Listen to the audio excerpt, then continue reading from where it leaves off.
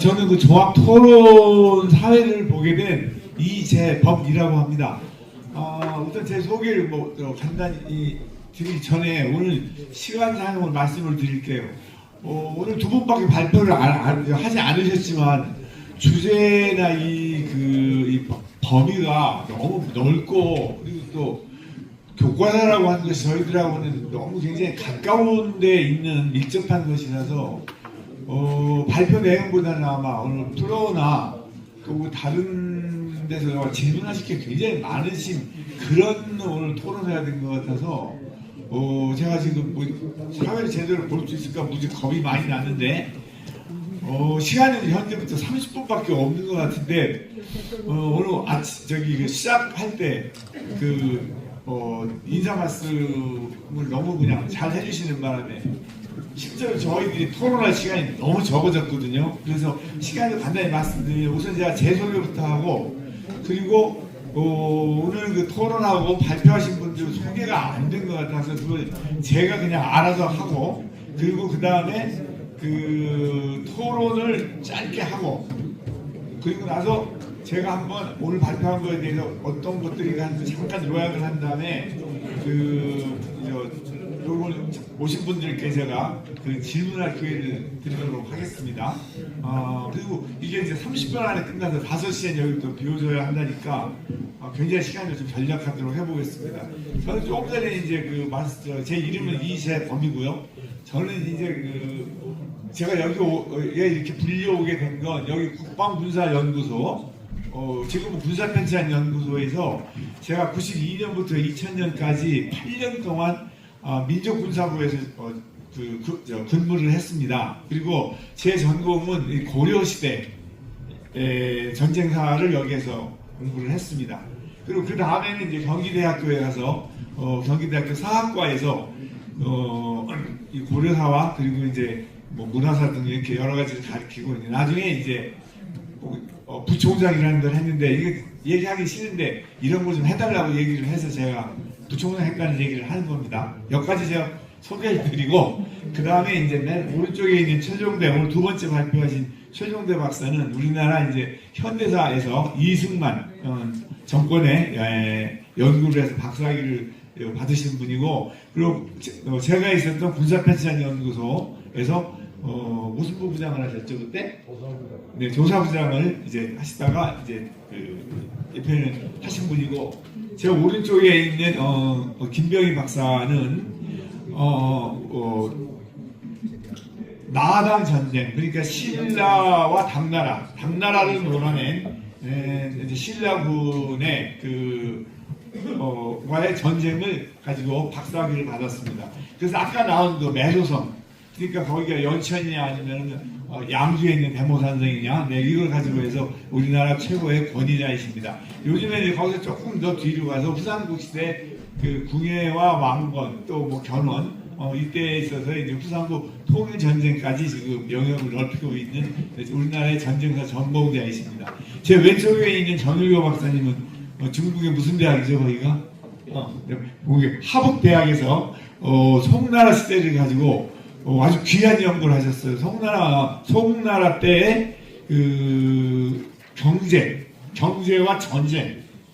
전쟁이라는 것도 우리가 꼭 무기가 있어야 되지만 병참이라는 거나 보급이 굉장히 중요한데, 그거를 공부를 하신 우리나라의 아주 이 중국 경제와 전쟁을 공부하시는 아주 독보적인 존재십니다. 그 다음에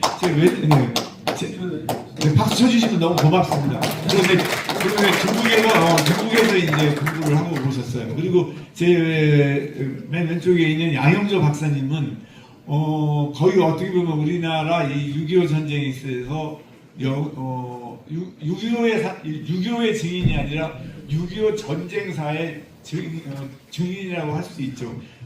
여기 몇 년 계셨죠 여기?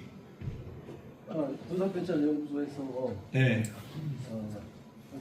30년 있었고, 그 전에는 또 어디에 있었냐면 육군사관학교에서 교수에 육군사관학교 대의 예편을 하셨나? 그거 모르겠는데 결국은 거기에서 교수부에서 전사들 또 가르치느라고 4년 계시고, 그 다음에 여기가 30년 이게 6.25 참전을 안 하셨어요.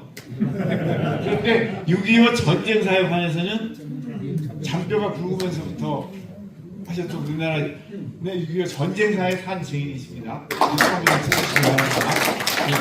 여기까지 제가 그냥 소개를 그냥 좀 월합되게 드렸습니다. 그리고 그 다음에 오늘 이제 제 1 발표에 대해서 정유교 박사님께서 토론해 주시겠습니다.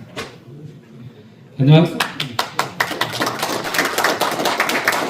방금 소개받은 정일교입니다.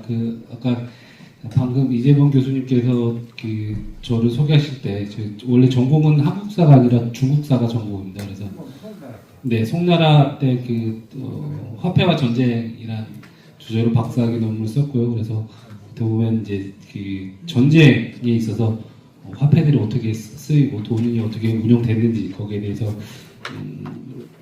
박사 논문을 작성을 했습니다. 그래서 사실 김병희 선생님께서 저한테 토론을 부탁했을 때 제가 좀 망설이는 부분이 있었습니다. 제가 한국사 전공이 아니기 때문에 교과서에 특히 한국사 교과서에 대해서 심도 있는 토론이 될 수 있을지 좀 고민을 했었지만 그래도 한번 새로운 경험이고 저도 한번 대한민국에서 역사를 공부하는 연구자로서 이제 한국사도 한번 특히 교과서 문제는 그 전에 이재범 교수님을 통해서 이렇게 많이 얘기도 듣고 옆에서 지켜본 바도 있기 때문에 이번 기회에 한번 저도 좀 깊이 있게 한번 들여다보는 것도 좋을 것 같아서 수락을 했습니다. 그래서 오늘 시간 관계상 제가 많이 말씀 못 드리고 일단은 논문집에 있는 토론문을 읽는 걸로 대신해서 토론을 진행하도록 하겠습니다. 지금 58페이지에 토론문이 있습니다. 김병희 선생님께서는 나당전쟁을 포함한 삼국 통일 전쟁사를 오랫동안 연구해 오셨고 최근에는 후삼국 통일전쟁사에 대해서도 관심을 갖고 학술 활동을 하고 계십니다. 또한 예전에 중고등학교 교사 생활에 대한 경험을 바탕으로 역사 교육과 관련된 논문도 학계에 제출하셨습니다. 따라서 해당 주제에 대한 전문성은 충분히 갖추셨다고 할 수 있습니다. 사실 저는 금년에 현행 고등학교 한국사 교과서가 새 교육과정에 따라 발행되었다는 소식을 접하였지만 아직 그 실상은 확인하지 못하고 있었습니다. 그렇지만 이번 토론을 계기로 확인을 할 수 있게 되어 좋은 기회가 되었다고 생각합니다. 이에 토론자로서의 소임을 다하고 김병희 선생님의 글이 완성도를 더 높일 수 있도록 대략 한 3가지 정도의 궁금한 점을 질의해 보고자 합니다. 첫 번째는 2015년 개정 교육과정과 2022년 개정 교육과정의 고교 한국사 수업 시수 차이에 관한 문제입니다. 김병희 선생님께서 제2장 표 1을 통해 지난 교육과정과 이번 교육과정의 고교 한국사 교과서 차례를 제시한 뒤에 이를 비교하면서 양쪽의 분량은 대략 300쪽 내외로 사실상 같다고 말씀하셨습니다. 대신 각 시대의 서술 비중이 달라졌고 이를 구체적인 수치로 언급해 주셨습니다. 그렇다면 2015년 개정 때의 고교 한국사 수업 시수와 현행 2022년 개정 고교 한국사의 수업 시수는 어떻게 되는지 궁금합니다. 같은 분량이라고 하더라도 확보된 시간이 다르면 학생들에게 제공되는 수업의 질도 달라질 수 있기 때문이라고 생각합니다. 두 번째 질문은 2022년 개정 고교 한국사 교과서에서 선사시대 분량이 대폭 축소되었다고 하셨는데 이는 이전의 교육과정에서부터 진행된 사항인 것 같습니다. 더군다나 정도의 차이는 있지만 전반적으로 세계적인 추세이기도 합니다.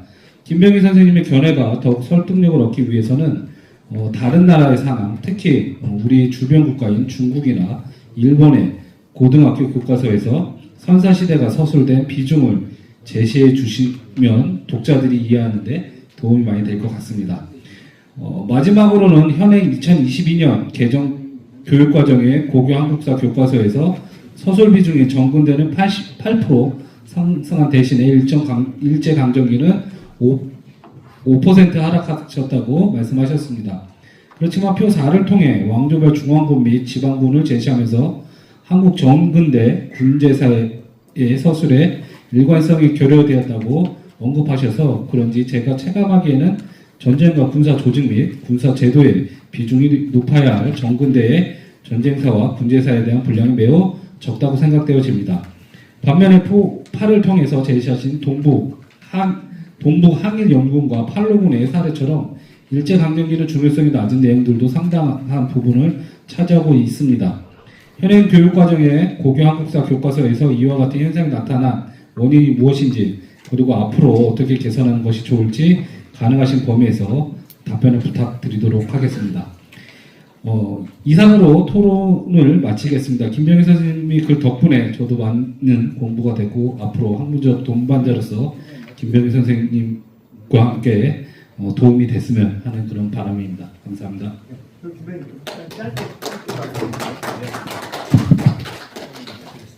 예, 제 글을 잘 읽어주시고 질문을 날카롭게 해주셔서 감사드립니다. 간략하게 말씀드리겠습니다. 죄송해요. 1번, 2번 진짜 간략하게 하고 예. 그다음에 3번 조금 간략하게 하고.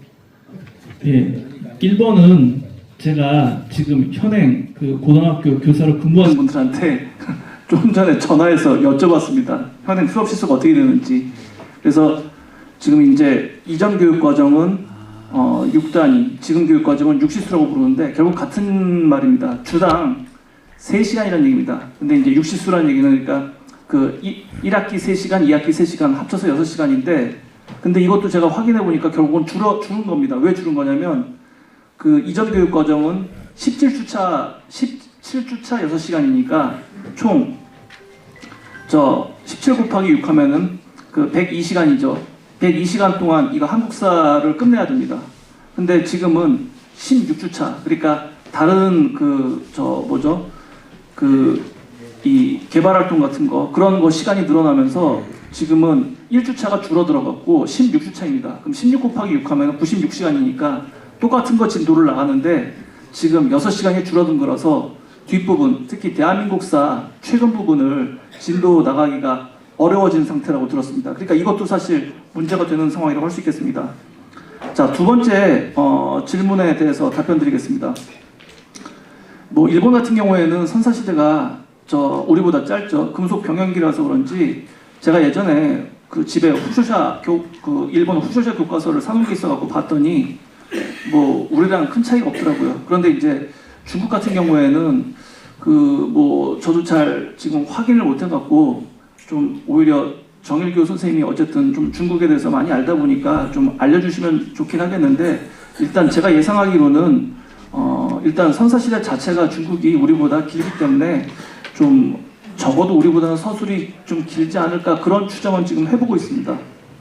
자, 다음으로 이제 세 번째 질문에 대해서 답변을 드리겠습니다. 사실 아까 제 뒤에 발표하신 최종대 선생님께서 말씀해 주시는 것 가운데 대안들이 많이 들어가 있다고 여겨지는데, 각 시대별 전문가들이 좀 많이 포함될수록 이 문제가 좀 그래도 해결이 되지 않을까 싶습니다. 시대별로 지금 그냥 한 명 정도만 지금 단원별로 이게 시기별로 전문가들이 포함되고 있는데, 각 시기별로 정치, 경제, 사회, 문화, 군사 전공자들이 다 포진하고, 그 다음에 대표 저자가 일관성 있게 처음부터 끝까지 한번 검토해서 통일화시켜주는 작업을 하면은 이런 문제들이 좀 해소가 될 것 같은데, 지금 그런 작업들이 원활하게 이루어지지 않고 있습니다. 그리고 동북 항일연군이라든가 팔로군은 제가 아까 또 말씀드렸지만 이게 중국 공산당 소속 군부대인데, 이게 물론 이제 한중 연합으로 항일 무장투쟁을 했다는 것을 강조하기 위해서 이 내용이 들어가긴 했지만, 근데 그렇게 강조할 필요는 없다고 생각합니다. 오히려 조선혁명군, 조선의용대, 그다음에 한국광복군, 한국독립군, 이런 군부대를 강조하는 게 교과서 서술에 있어서는 더 타당하다고 생각됩니다. 그래서 중요성 부분, 계열성 부분, 이런 것들도 교과서 저자들이 좀 더 인지를 하고 집필을 해주면 좀 더 내실 있게 이 문제가 해결되지 않을까, 저는 그렇게 생각하고 있습니다. 예, 일단 답변을 여기서 마치도록 하겠습니다. 네, 아까 김병희 선생님께서 보완 네, 말씀하신 제가 중국 관련된 교과서를 직접 보지는 않고요. 인터넷 통해 찾아봤는데 중국은 그 선사시대 기술이 한 18%? 우리 18 정도 차지하고 있고요. 그다음에 그 중국은 주로 이제 근현대사, 중국은 뭐 국정교과서 시스템이니까요. 그래서 한국사 관련된 부분도 뭐 정근대 시기는 조공관계라든지 대외관계 이런 걸 중심을 하고 있건데 근현대로 넘어오게 되면 아까 말씀하신 것처럼 중국에서 강조하는 건 한국사에서 강조하는 부분은 항일운동, 그다음에 그 한국과 연합해서 항일운동, 그다음에 그 6.25 전쟁 관련해서 중국에서 이제 항미 원조라고 이렇게 이야기를 하게 되는데 그런 부분들을 좀 중국 입장에서는 아무래도 그 국가 시스템이 그런 사상 체제가 틀리기 때문에 그 본인들의 입장에서 좀 그런 쪽을 강조해서 좀 서술하는 것 같습니다. 네, 이상입니다. 아주 흥미가 있네요, 그죠? 거기서는 6.25 우리는 굉장히 지금 뭐 현중인가 뭐 이런 거에 대해서 정치적으로 이렇게 하지 말라고 하고 안 들립니다. 그러니까 우리나라에서는 지금 중국에 대해서 약간 좀 뭐 이렇게 현중 이런 거에 대해서 정부에서 하지 말라고 하는데 중국에서는 자기네들의 이 근현대 현대사에 있어서 아주 중요한 부분의 하나를 그 항미 원조, 그 6.25 전쟁 아닙니까, 그죠? 네, 그걸 강조한다는 것도 저희들이 어떤 등에는 좀 더 거시적이고 좀 이렇게 좀 국제적인 그러한 안목에서 우리들이 좀 깊이 생각해봐야 될 점이라고 생각합니다. 다음으로는 그럼 야영규 박사님께서. 네. 예, 안녕하세요. 양영조입니다. 오늘 그 최종대 박사님 발표문을 아주 잘 봤습니다. 아까 설명하셨듯이 이 다루는 대상이 고대부터 현대에 이르기까지 망라되어 있기 때문에 굉장히 많은 내용을 사실은 포함하고 있습니다. 저도 이 교과서를 한번 검토한 경험이 있기 때문에 최 박사님이 이 교과서를 군사적인 관점에서 어떤 부분이 미흡하고 어떤 부분이 잘못되고 수정되어야 되는가 뭐 이런 부분들을 검토하는 과정이 대단히 어렵고 그야말로 이 수공이 많이 들어가는 그런 작업임을 잘 알고 있습니다. 그래서 오늘 발표문을 통해서 새삼 많이 배우고요. 개인적으로 오늘 뭐 이 세미나를 통해서 저는 이재범 교수님, 최종대 박사님이 제가 연구소 군사편찬연구소에 있는 동안에 그 두 분에게는 제가 연구원으로 있을 때 많은 가르침을 받고 지도를 받았던 입장이라 이 두 분의 하고 이제 같이 이렇게 자리를 은퇴하고 난 다음에 이렇게 같이 자리를 한 거에 대해서는 너무 기쁘고 또 이렇게 이런 의미 있는 자리에서 최 박사님의 토론까지 하게 돼서 너무 영광스럽게 생각합니다. 오늘 발표하신 군사 전문가적인 입장에서 관점에서 우리 한국 사의 고교 한국사의 어떤 기술이 어떤 부분이 미흡한가 그리고 어떤 부분이 잘못되어 있는가 부분은 아주 섬세하고 구체적으로 잘 짚어주셨습니다. 그래서 이 한두 가지 정도의 제가 의문을 갖고 있거나 또는 뭐 그런 내용 말고는 대부분 동의하는 입장입니다. 그래서 저는 토론을 이 구체적으로 이 발표문에 관한 토론보다는 교과서에 관련된 한두 가지 제 경험에 관련해서 이제 말씀드리고 추가적인 설명이 좀 필요한 부분이 있는 부분은 최 박사님께 질문을 하는 걸로 그렇게 하겠습니다. 6.25 전쟁의 예를 들면 우리나라뿐만 아니라 전 세계의 6.25 전쟁에 관련된 연구는 이를테면 1994년을 기점으로 해서 크게 바뀐다고 볼 수가 있습니다. 여러분께서 아마 뉴스 시간에도 기억을 하시겠지만 1994년에 어느 뉴스에서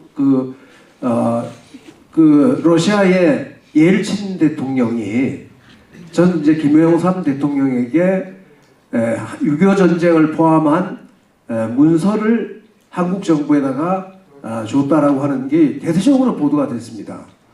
그 직후에 그 자료들이 소위 말하는 구소련 자료들이 우리 연구자들이 이제 활용할 수 있도록 이제 나왔기 때문에 그 자료들을 통해서 새로운 사실들이 굉장히 많이 이제 정리가 됐죠. 그 중에 가장 대표적인 것을 한 가지 말씀드리면 전쟁 전에 김일성이 스탈린을 모스크바로 2번을 이제 방문하는데 첫 번째 방문했을 때는 남한을 공격하기 위해서 이 군사 장비를 좀 달라라고 해서 소위 소총 탄환의 개수까지도 기록된 문서들이 있습니다. 그래서 뭐 탱크를 포함해서 이 각종 공격용 장비들을 이제 지원했던 이제 그런 그 자료 내용들이 구체적으로 이제 공개됐고, 그 다음에 두 번째에 김일성이 전 내각을 이끌고 스탈린을 방문했던 1950년 4월에 다시 방문합니다. 두 번째 이제 방문을 하는데 그때 전쟁을 허락한다라고 이제 스탈린이 최종적으로 얘기를 하는데, 그때 김일성과 스탈린이 사이에서 오고 갔던 여러 가지 얘기들이 다 그 문서에 담겨져 있습니다. 그 중에 하나만 예를 들면 스탈린이 이런 질문을 합니다. 귀하는 그 대한민국 정부의 군에다가 이 대한민국 정부에 이 오열들을 좀 심어놨냐? 예, 간첩들을 이제 좀 심어놨냐라고 하는 질문을 합니다.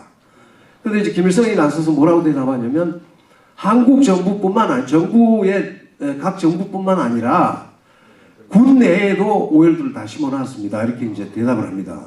그러니까 이제 6.25 전쟁 전야에 우리가 이 잘 풀리지 않는 정보 관련 문제들이 그 문서를 통해 가지고 확인할 수 있는 내용들이 많습니다.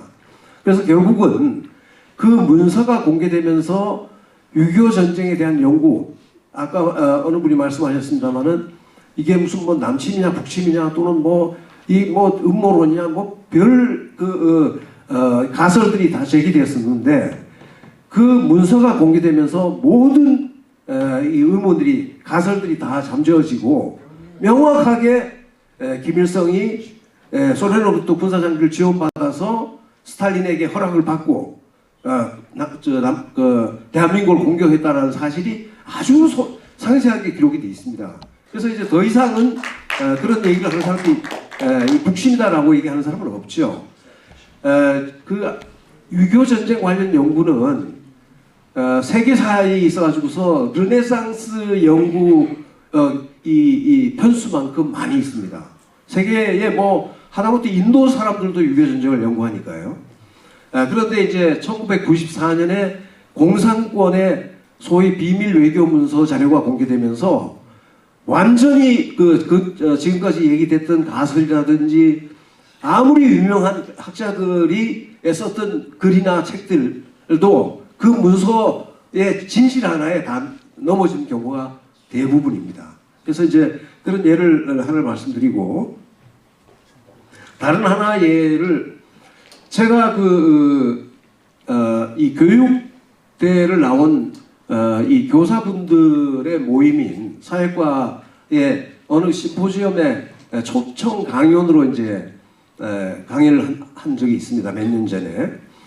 근데 이제 그 모임에 가서 제가 이제 한국 전쟁 관련해서 얘기를 해달라고 그러기에 이 문서, 아까 말씀드린 그 문서를 기반으로 해서 스탈린과 모택동과 김일성이 도대체 그 전쟁을 일으키는데 무슨 역할을 했는지 아주 그냥 얘기식으로 이 상세히 설명을 했습니다.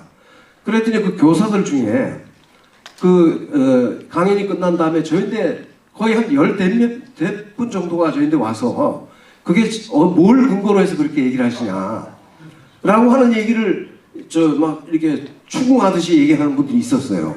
그분들이 이제 정교조에 계신 분들이라고 생각이 드는데, 그래서 제가 소상하게 이 말씀을 드렸어요. 이런 자료에 의하면 이런 사실들이 명확하게 기록되어 있다라고 했더니 처음 듣는 얘기라는 거예요.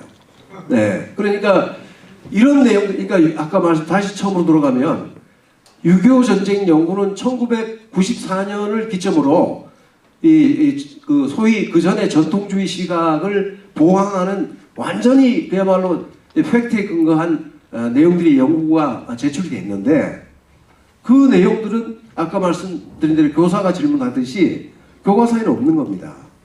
그래서 그런 부분에 관련된 내용들이 충분히 반영이 돼야 된다라고 하는 그런 입장을 갖고 있고요. 조금 길어집니다만은 마지막으로 한두 가지 질문을 드리겠습니다.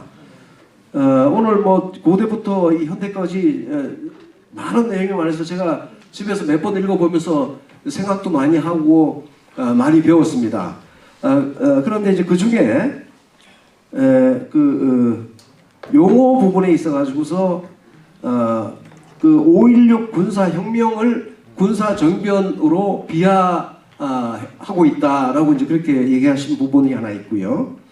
그거는 제 생각에는 5.16 군사혁명은 군사정변은 지금까지 많은 학자들이 토론을 거쳐서 그 5.16 군사정변으로 하는 것이 타당하다라고 해서 교과서 편수 지침이라든지 교과서 소설 교육부의 어떤 지침이라든지 거기에 이제 수록된 내용인데 그래서 혹시 이제 조금 저하고는 좀 입장이 다른 것 같아서 보충적인 좀 설명이 필요한 거고요. 그 다음에 이제 교과목의 구성 내용 부분에 가치 중립적인 부분을 이제 강조를 하시면서 각 세대, 계층, 그 다음에 지역이나 이념에 따라서 역사관이 사실 많이 다릅니다.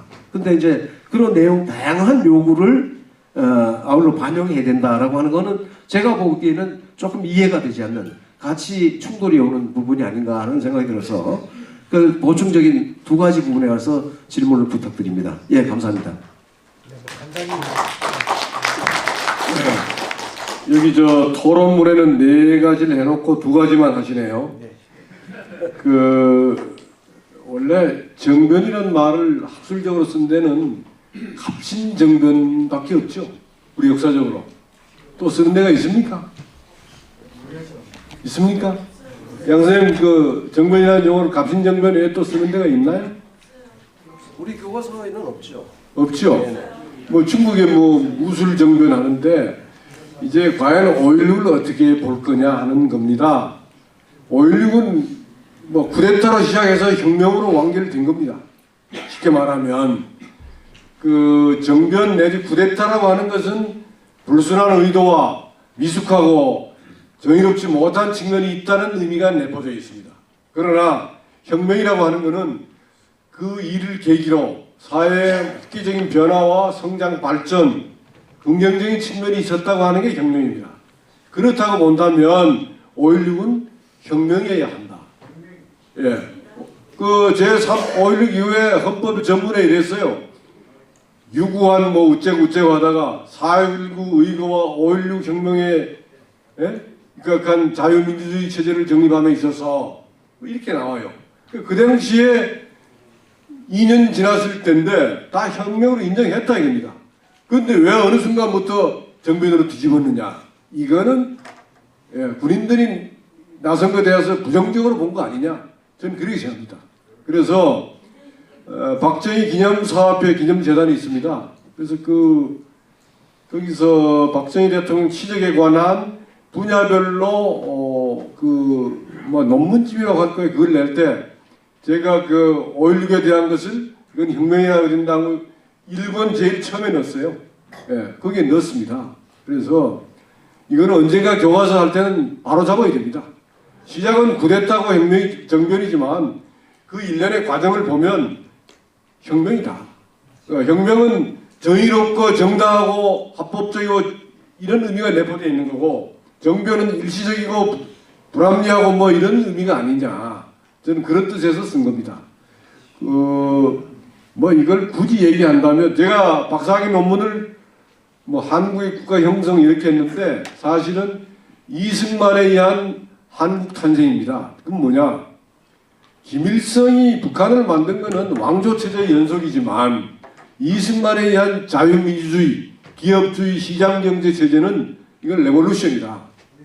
레볼루션이다. 이승만에 의한 것이 이게 성공했어요. 그런데 제가 현역 대령으로 그 논문을 썼는데 지도 교수 하는 분이 저보고 그래요. 45년생, 저보다 7살이 많은 분인데 기아가 현역 군인인데 논문을 이렇게 써도 되느냐 이게요. 근데 노무현 정부 때예요. 그래서 이 정부 칼날을 넣더라도 학술적으로는 이건 이승만에 의한 한국 탄생은 레볼루션이다.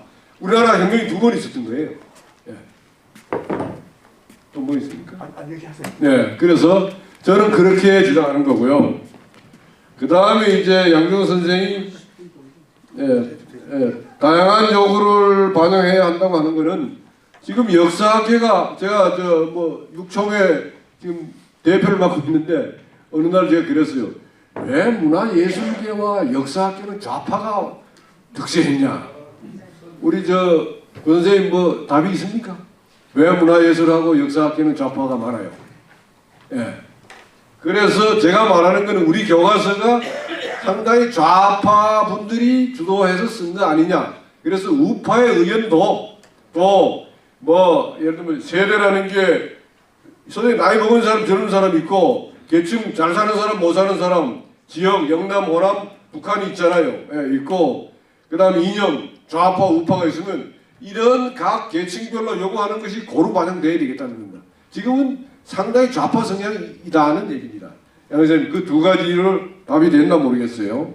그래서 그 다음에 뭐 밑에 나와 질문을 안 하셨는데 얼마 전에 무슨 국군 조직법 개정한다고 그래서 제가 공청회 갔는데 예, 거기에 그걸 주도한 어떤 우리 원로 선배가 그러더라고요. 한심한 국방부는 예? 국군이 말이지 국방 경비를 이었다고 하면서 불만을 얘기하시더라고요. 그래서 제가 뭐 거기서는 말씀을 안 드렸습니다만 그 양반 지로는 조선 왕조 군대, 의병, 독립군, 광복군, 국군 이래 가야 된다 이게.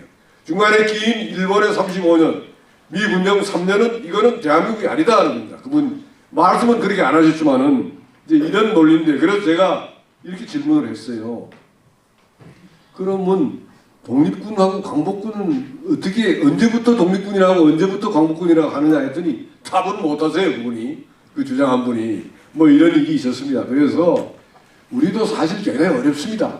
지난번 대선할 때 어느 대통령 후보가 그럼 일본 식민 받을 때 조선 사람들 한국 사람은 뭐냐? 일본 국민이냐? 일본 시민이냐? 시민 아니냐? 뭐 중등증은 안 가져다니지만 해외에 나갈 때 쓰라고 그러면 재팬이라고 썼습니다. 우리 한국 사람들이 뭐 이래가지고 정서와 현실의 괴리 속에서 고생한 분이 있는데 뭐 그건 제가 덤으로 설명을 드리고 두 가지만 답을 마치겠습니다. 네?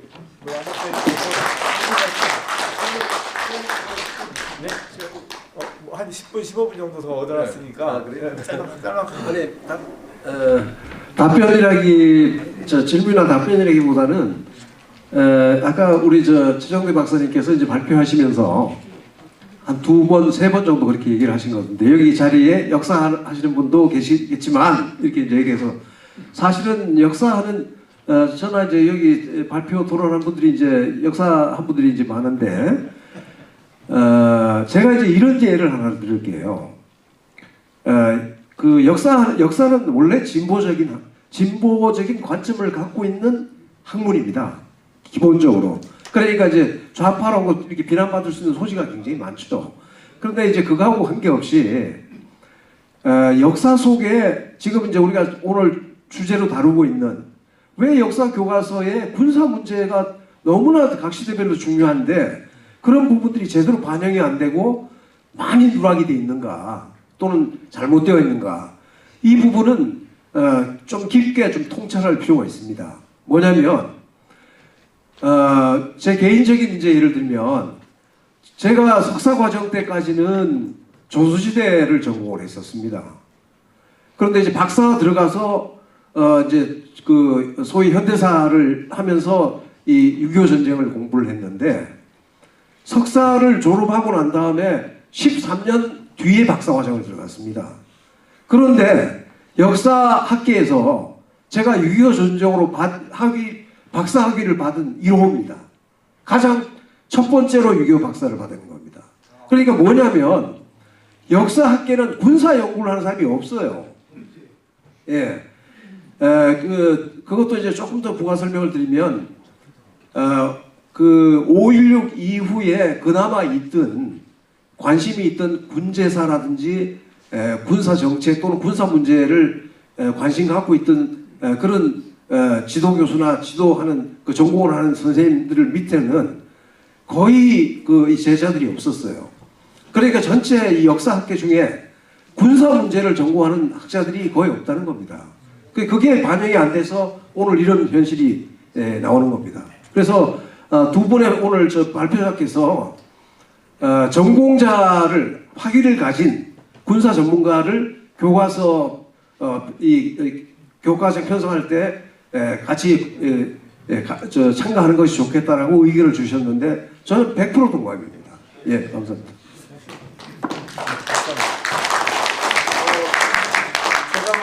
제가 저도 뭐 하고 싶은 말이 많이 있지만 좀 이따 하기로 하고선 오늘 이제 그 발표하고 토론자들 여기서만 제가 그 간단히 이분들하고 관련된 거 말씀드리면 아까 우리 양 박사님 말씀하신 이제 저 1994년에 그때 그 러시아에서 유교 관련 문서 들어올 때 그때 저도 여기 있었거든요.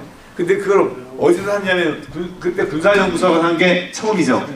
그래서 군사연구소가 그걸 맨 처음에 사가지고 그 자료를 개봉을 막 했나? 그때 맨 처음에 러시아 전공자를 또 촉탁을 불려 들어가서 그걸 같이 하면서 한 최초의 그 6.25 문서 글을 처음 접한 분이 양 박사입니다. 아주 애를 많이 쓰셨어요. 잘 안 되는 러시아 가시면서 박수 한번 주십시오. 정말. 네, 정말. 이걸 어디서 샀냐면 군사편찬연구소에서 그때 비싼 돈을 주고 군사연구소와 그걸 해서 아주 굉장히 큰 역할을 했죠. 그 전까지 이제 뭐 브루스 커밍스인가 해서 뭐 그 미국의 그 수정주의자들이 남한이 침략을 했다 보니까 남쪽에서 북침설도 있고 아니면 뭐 북한이 내려오도록 남침 유도설 뭐 이런 것들이 있는데 딱 한 방에 이제 그때 그 문서가 들어옴으로 해서 끝난 겁니다.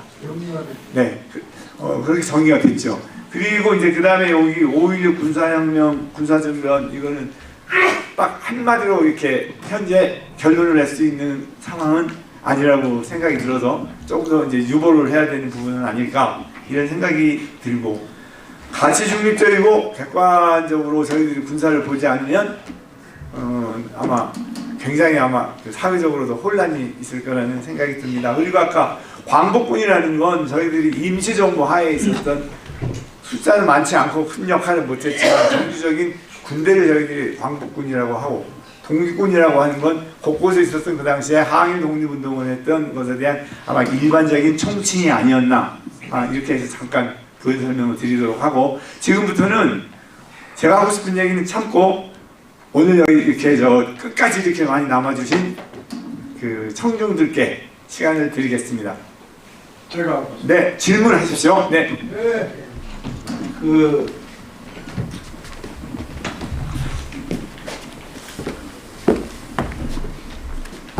제가 그 안중근 의사 기념관 운영위원으로 몇 년 하다가 그 아카데미를 들어갔는데 거기서 나와서 구한말에 대해서 강의하시는 안중근 의사에 대해 강의하시는 역사학자들이 딱 두 부류로 나는데 대부분이 고종 황제가 개혁군주였다는 식으로 하고 그래서 일본이 강탈했다는 식으로 하는데 제가 최근에 이 안사실은 고종의 이 왕가가 왕공족에 들어갔다는 해서 상당히 많은 돈을 일본으로 받았다는 역사를 최근에 알았습니다.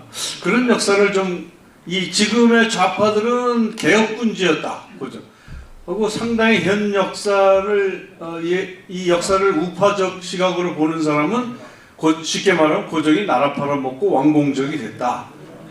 그리고 이후에 조선이 그 일제하에서 조선이 굉장히 발전했다 경제적으로나 요거를 좌파와 우파의 역사를 판가름하는 기준인데 그 우리 김병희 교수님 어떻게 생각하십니까? 김민희 선생님 고대의 사화인데 그거에 대해서 얘기. 이 역사 공부한 분들은 이 얘기 못 합니다. 젊은 사람들은 왜냐하면 공격을 받으니까요. 제가 하겠습니다. 고종 황제가 나라를 빼앗긴 거는 아까 말씀 다 드렸잖아요. 경제력이 약하고 외교 잘못하고 군대 육성 안 하니까 먹힌 겁니다. 예. 그 나라 빼앗긴 거를 을사오적에게 딱 넘기고 자기는 빠져버렸는데 저는 제일 큰 책임이 고종황제에게 있다고 생각하는 사람입니다. 그렇지 않습니까? 권한을 그렇게 행사했으면 그게 잘못됐을 때는 고종황제가 제일 책임져야 되죠. 예, 그렇게 되고 아까 우리 장 회장이 얘기했듯이 그 우리가 병합할 때 조건이 있었어요. 일본에 준하는 왕족을 귀족으로 대우한다고 돼 있고 은사금을 합병될 때도 받았고 매년 매월 또 생활 유지비를 받았습니다. 그 사실이에요. 예, 사실입니다. 물론 이제 의신왕 같은 경우에 뭐 중국으로 망명하려고 한 그런 뭐 분도 있었습니다만은 전반적으로 볼 때 그랬어요. 우리가 광복이 됐잖아요. 일부 백성들은 일본에 있는 영친왕을 국내로 모셔와서 국가의 지도자가 되어야 되지 않느냐 이렇게 얘기한 분이 있습니다. 그런데 그 당시에 소위 파워 엘리트들이 뭐라고 그러느냐, 일제 식민 지배받을 때 그 사람들은 호의호식했다 이겁니다. 예, 그래서 지도자가 될 수 없다. 이건 사실입니다. 어디 기록도 나와 있어요. 예, 그래서 물론 뭐 이승만을 미는 사람이 그렇게 했습니다만은 그건 사실이에요. 예, 그렇게 됐다고 저는 봅니다. 예, 그 답이 됐습니까, 장 회장님? 예, 그렇게 보시고요. 그래서 이제 우리 역사는 그렇게 기술 안 합니다. 고종황제에게 절대 책임을 부과하지 않아요. 일본의 침략 야욕과 뭐 을사오적에 의해서 예, 뭐 그렇게 한 걸로 알고 있고, 두 번째가 뭐죠? 질문이 그겁니까? 제가 이거에 대해서 제가 잠깐 저 부연설명을 드릴게요. 오해가 생기실 수 있을지 모르는데 그러니까 이제 고종이 개혁군주였냐 아니면 이제 거기다가 이제 했느냐. 고종이 개혁도 하려고는 했었고, 왜냐면 그 양반이 이제 힘없는 나라지만 제국을 만들기는 했고, 그리고 또 나름대로 토지 조사니 이런 걸 하기는 했어요. 근데 그런 것이 굉장히 미약할 수밖에 없었던 게 열강의 침략이 있었고, 그래서 그랬던 거예요. 그리고 이제 그게 이제 한일합방으로 넘어갈 때 상황은 저희들은 이제 나라를 거기다 바쳤어요. 그런데 이제 그거가 한쪽에서는 그게 이제 그 나라를 팔아먹었느냐 아니면 그것이 어떤 그 자발적인 것에서 또 백성들을 싸움을 하지 않고 그냥 편하게 하기 위했냐 해서 그것도 친일이냐 아니면은 반일이냐 이걸로 해가지고서 아주 극단적인 그런 대립을 하고 있는 상황입니다. 서울대학파하고 또 요새 또 그 언론에서 또 이제 들고 나와가지고 요새 박종인 기자인가? 그래가지고선 굉장히 세게 붙고 있어요. 그리고 그 다음에 이 사람들이 잘 살았냐 못 살았냐 잠깐만요. 엄청나게 잘 살았어요. 그래서 그 의친왕이 거기서 살던 굉장히 호화로운 그 별장이 동경 시내에 있어요. 그래서 지금도 동경에 프린스 호텔이라고 해서 6성급 호텔에 별장으로 쓰고 있는 게 있고, 그래서 그 사람들이 너무 잘 살고, 그리고 그 사람들은 공우백산함의 그 오작제인이 거기에도 안 들어가고, 또 일본에서 특별 대우를 해서 이 왕가, 대한제국에서 이 왕가로 격을 떨어뜨려서 그렇게 해서 대접을 받았다. 그 말씀도 다 맞는 말씀입니다. 여기까지만 말씀드리고, 자, 또. 네.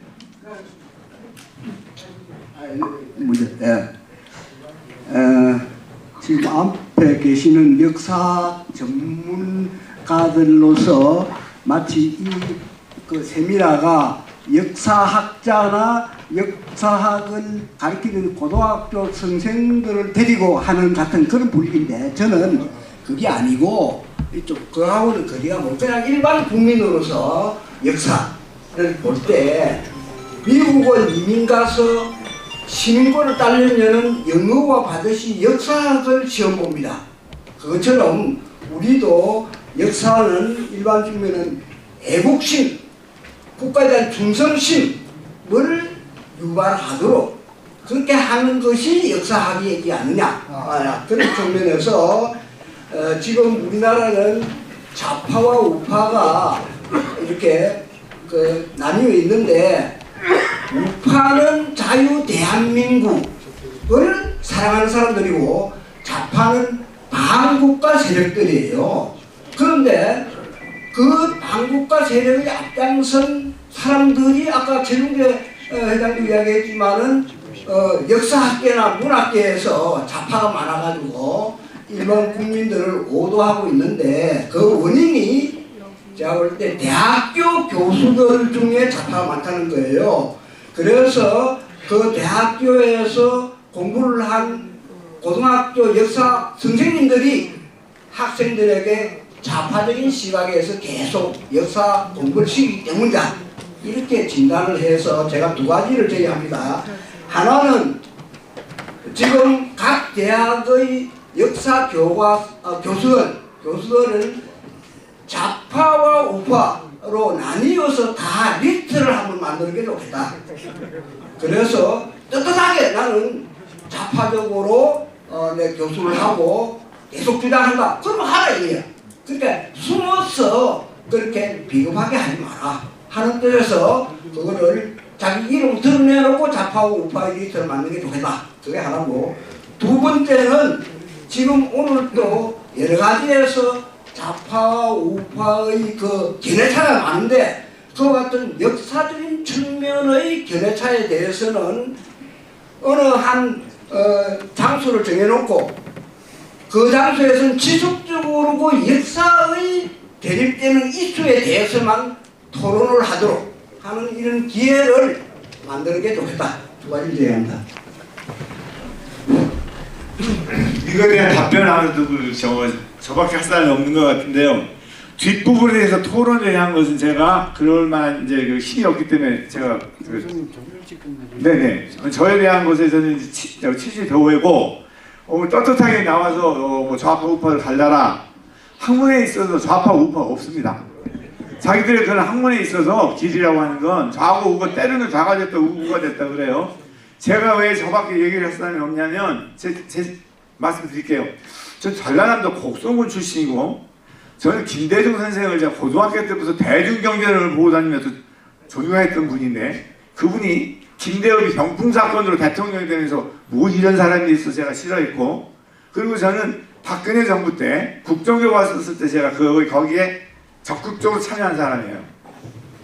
그래서 조선일보하고 제가 다른 사람들이 쉬쉬하면서 그것을 안 할 때 저 조선일보하고 그때 계속 거기다 인터뷰 해가면서, 그리고 또 문재인 정부 때 진짜 막 김정은이 얼굴이 이렇게 뻘겋게 나온 그 교과서를 보고 그때 이런 교과서는 도저히 되지 않는다.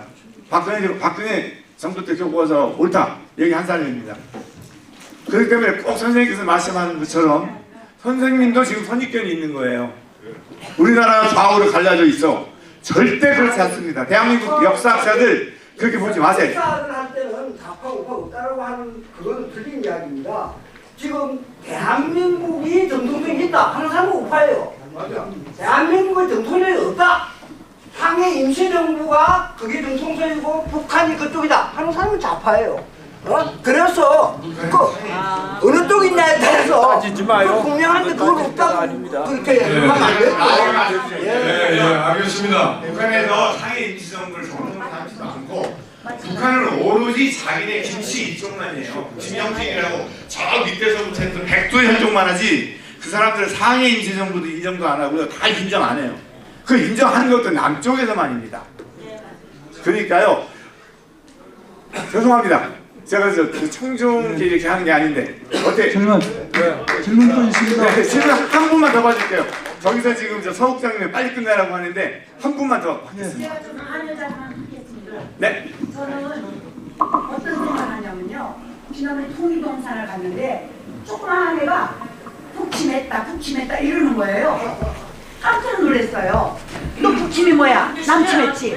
근데 그 엄마가 아무 소리 안 하고 있는데 지금 역사적으로 좌냐 우냐 현실을 보면요. 우리들이 볼 때 정말 나라를 사랑하고 민주주의를 갈망하는 많은 사람들과 지금 현재 젊은 애들 40대 50대의 생각은 역사적인 정통성을 많이 아주 곡해하고 있어요. 그래서 저희가 얘기하고 싶은 거는 지금 군의 명예잖아요. 군인이 충성심을 잃게끔 사회들이 그렇게 만들고 있고 이 군이 제대로 하랑 정신을 갖고 요소에서 우리는 남북이 갈라져 있잖아요. 눈에 보이지 않는 전쟁이에요. 그리고 우리는 짝사랑이에요. 평화적인 통일. 평화가 뭡니까? 나라가 있고 평화지. 이북은 저도 이북 사람이지만 이북은 우리가 생각하는 그런 나라가 아니에요. 그래서 좌파 우파 이전에 국가와 나라를 사랑하는 거, 그런 국민들이 올바른 인식을 모든 사람한테 해줘야 돼요. 그러면 북침이라는 이런 교육을 받는 데는 정교조의 역할이 굉장히 컸어요. 분명히 좌파 우파 있습니다. 그런데 올바른 생각을 갖고 자식이나 이웃에 정당하게 나라가 잘 돼야 되고 국민이 잘 살아야 된다는 거, 그것을 각성하고 정말 모든 사람들이 그런 마음 가지고 충성하게 최선을 다해서 살았으면 좋겠어요.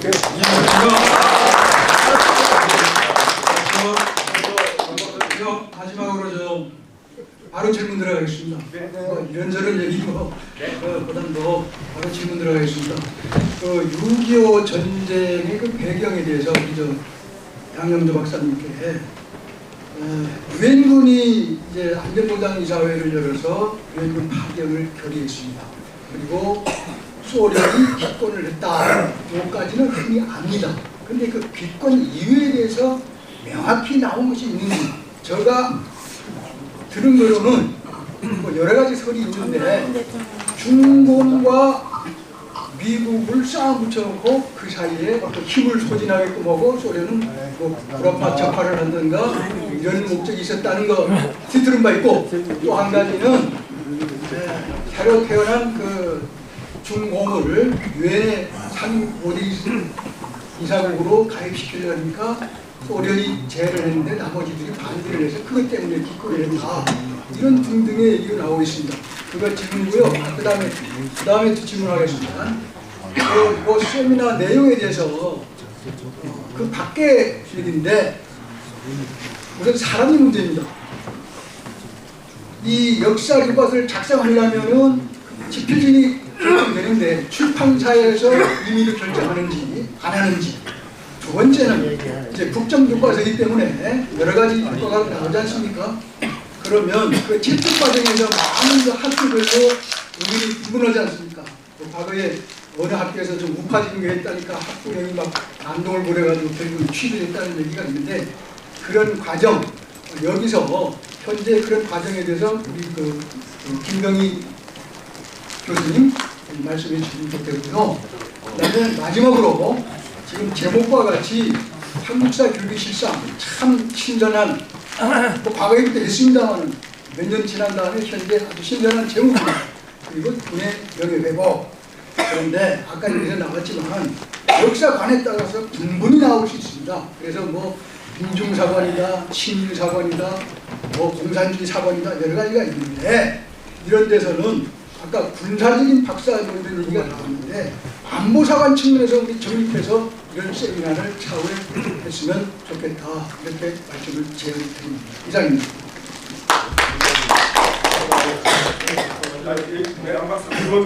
예, 그 스탈린이 이제 거부권을 행사한 거는 그동안 그 소련에서 입장을 밝히지 않았고 했기 때문에 그걸 놓고서 그게 중요한 문제였기 때문에 많은 학자들이 이제 토의를 가설을 많이 내놓았었어요. 그런데 그것도 아까 말씀드린 공산권 자료고 공개된 자료 중에 체코 대통령하고 스탈린하고 편지가 오갔는 편지가 공개가 됐어요. 그 편지 내용에다가 5가지 이유를 아까 선생님 말씀하신 걸 포함해서 분명하게 스탈린이 입장을 딱 정리해서 내놓은 편지문이 있습니다. 그러니까 그걸로 대신 답변하겠습니다. 네. 조금 아쉽더라도 나중에 좀 하나만 답을 하겠습니다. 그 지필진 선정은 저는 개인적으로 현행 교육을 담당하는 사람이 안 했으면 좋겠는데, 제가 책을 보니까 다 현직 교수들이에요. 그건 아마 국사편찬위원회에서 구성을 하겠죠. 답이 됐습니까? 강보사님, 답이 됐습니까? 끝까지. 집필진도 그렇고 추가적으로 예. 학교 자체에서 선정위원회가 있는데 거기는 학부형도 있고 그건 다른 겁니다. 교사도 있고. 아니, 그건 아닙니다. 여기 김진 교과서 그러니까 제가 말씀드릴게요. 여기 있습니다. 그 부분은 제가 국정교과서에서 참여했었고, 그거 뭐 짧게 말씀드리면 국정교과서는 그 당시에 국사편찬위원회에서 처음에 공모를 했고, 공모를 했는데 흡족치 않고, 또 일부 일부 학회에서는 집필 거부한다고 그러고서 시위 벌리고면서 돌아다니면서 이렇게 거기 들어가면 이렇게 왕따 시킨다고 해서 많이들이 못 들어왔어요. 그래서 그 다음에 국사편찬에서 직접 위원장하고 이렇게 개인 섭외를 했고, 그리고 이제 저한테 얘기가 와서 나는 오케이다. 그래서 난 들어가서 집필을 한 건 국정교과서입니다. 근데 결국 그거 봉인해가지고 배포가 안 됐고, 그 다음에 이제 또 다른 이제 일반은 국정이고 거미전 교과서는 저기 뭐야 그 학력평가원이라고 하는 데가 있는데, 거기에서 대단원, 중단원 여기까지 아예 딱 목차 정해갖고 내려와요. 그러니까 뭐 고려시대, 그런 고려시대에서 앞에 뭐 전방기, 문벌 귀족시대, 무신정권시대, 원간섭기, 그 중단원까지 내려오고 그 밑에 소단원 몇 개만 그게 거의 국정이나 그 모양 같고, 그리고 그 다음에 각 책마다 집필자가 달라지는 건 출판사하고, 그리고 어떻게 좀 나쁘게 얘기하면 교과서를 또 교과서만 계속 만드는 또 그 일부 교사와 교수가 있어요. 그 팀들이 거기에서 계속해서 만들어가요. 그러니까 거기에는 또 뚫고 들어가지 못하는 게 있어요. 그래서 그거는 그렇게 아마 이해하시면 너무 정확할 거예요. 그리고 또 하나가 무슨 말씀이죠? 그다음에 학교에서 선정하는 거 있죠? 예. 학교에서 선정하는 거는 담당 교사와 그 다음에 담당 해당과 교사, 꼭 역사만 그런 게 아니고 역사도 있고 국어도 있고 하니까 해당과 교사하고 학부모 협의회라는 게 있어요. 학부모 협의회하고 또 뭐 하나가 있어가지고 거기에서 선정을 해요. 학교에 입김은 전혀 안 들어가요. 못 들어가요. 제가 지금 현재 인천의숙이라고 인천고등학교 아시죠? 여기 제가 거기 지금 개방 이사로 있거든요. 그래서 혹시 거기 어떻게 좀 개입을 해볼까 했는데 아유 이사님 그러면 큰일 납니다. 그래서 못 들어갑니다. 그래서 학부모하고 학생 대표인가? 그리고 그 다음에 해당 과목 그렇게 해가지고선 3주에 들어가서 선정을 합니다. 학교에서 입김이 못 들어갑니다. 그다음에 그 교과서의 공개 문제인데요. 네. 시중 서점에는 교과서를 찾기가 힘들어요. 지금은 어떤지 모르지만. 아니요, 팔아요. 그런데 그게 보름인가 한 달인가 딱 그 기간인데 신청을 해놓으면은 아마 쉽게 하는 거예요. 그 교과서 구입은 우리 김배희 선생이 아주 그 도사입니다. 제가 간단하게 보충해서 말씀드리겠습니다. 일단 그 교과서 구입은 그 판매 사이트가 있어요. 거기 들어가서 신청을 하셔야 되는데 보통 학기 초에 많이 판매가 되고 재고가 소진되면 저 다음 학기까지는 그 구입하기 어렵습니다. 그리고 보충해서 말씀드리면 아까 그 이재범 교수님 말씀하신 대로 학교에서 정할 때 그 학생, 학부형, 교사 이렇게 세 개 협의해갖고 그 학교별로 선정을 하는데 다만 이제 그 전체 그 출판사별 내용에 대한 브리핑은 해당 교과, 교사, 보통은 이제 역사과 부장교사가 하게 되어 있습니다. 그래서 그분의 어떤 그 영향이 좀 작용을 한다고 얘기할 수 있겠습니다. 뭐 이상입니다. 교과서 선택을 되잖아. 어떻게 뭐 좀 조금 시원해지셨습니까? 네. 어떻게 조금은 시원해지셨어요? 네. 그리고 그런 오해는 하지 마시기 바랍니다. 공부하는 사람들이 절대 선입견을 가지고 공부하지 않습니다. 자기 이론이 그렇게 했을 때 그쪽에 네 하십시오. 오늘 좋은 역사 이야기 잘 들었습니다. 저는 이걸로 그냥 뭐 질문이라기보다도 이걸로 제가 매듭을 좀 짓고 싶은데 자나우는 우리가 다 오른손 왼손 다 필요하잖아요. 그런데 우리 역사학계에 자편형됐다는 것은 저는 걱정이 그 자가 그냥 자가 아니고 종북 자이기 때문에 저는 문제가 된다고 생각합니다. 그래서 그 부분을 확실하게 좀 정리를 해줬으면 좋겠어요. 이상입니다. 어떻게 이제 그 질문이 더 있으실 것 같지만 그냥 여기서 끝내죠. 네, 질문 여기서 끝내고요. 네, 그러면 제가 이제 마지막 제가 하고 싶은 얘기를 이렇게 많이 적어놨는데 제가 하고 싶은 얘기 못하고 이제 마무리 멘트를 1분만 저한테 시간을 주십시오.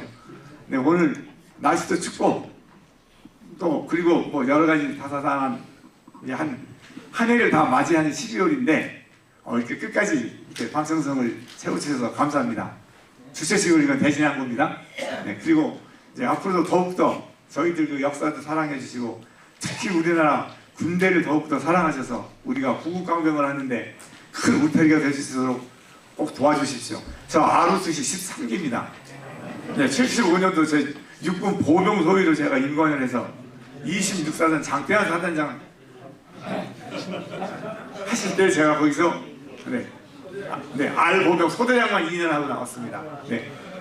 그래서 하여튼 저희들이 아까도 우리 그 말씀을 하셨지만 정말 애국하는 사람들 그리고 뭐 충성심이 다른 거 있겠습니까? 나라 사랑하는 게 충성이죠, 그죠?